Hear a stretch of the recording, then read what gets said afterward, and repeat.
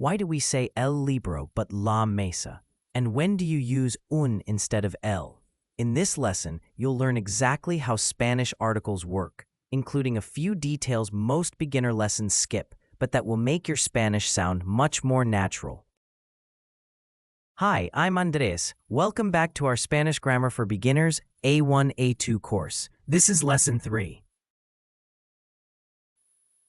In English, we only have one definite article, the. In Spanish, we have 4, because articles always have to match the gender and number of the noun I go with. El, masculine singular, el libro, the book. La, feminine singular, la mesa, the table. Los, masculine plural, los libros, the books. Las, feminine plural, las mesas, the tables.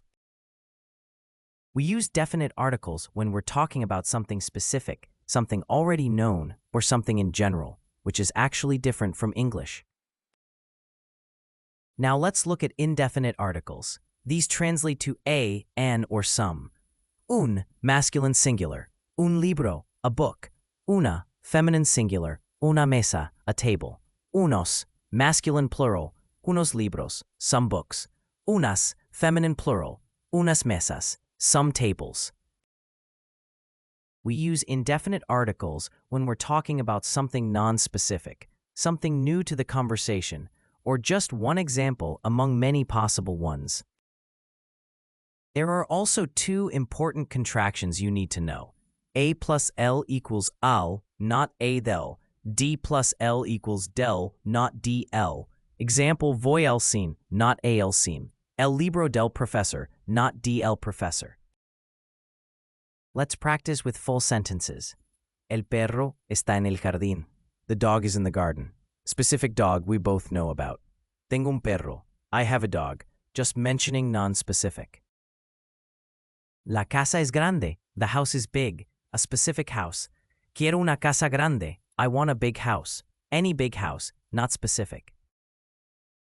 Unos amigos vienen a la fiesta. Some friends are coming to the party. Me gusta el chocolate.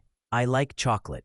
Notice, in Spanish we use the definite article even when talking about something in general. This is different from English, where we just say, I like chocolate with no article at all.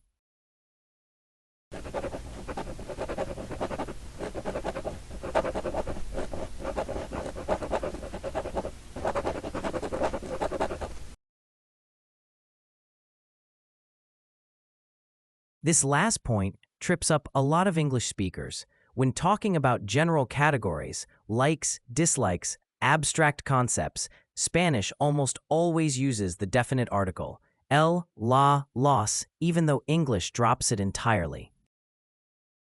Me gusta el café. Los gatos son inteligentes. El amor es complicado. If you translate these literally, without the article, it will sound off to a native speaker. You now know how to use Spanish articles correctly, including the trickier general statement rule and the 2 contractions. But to really master this, you need to know how to tell if a noun is masculine or feminine in the first place, and that's exactly what we cover in the next lesson. See you there.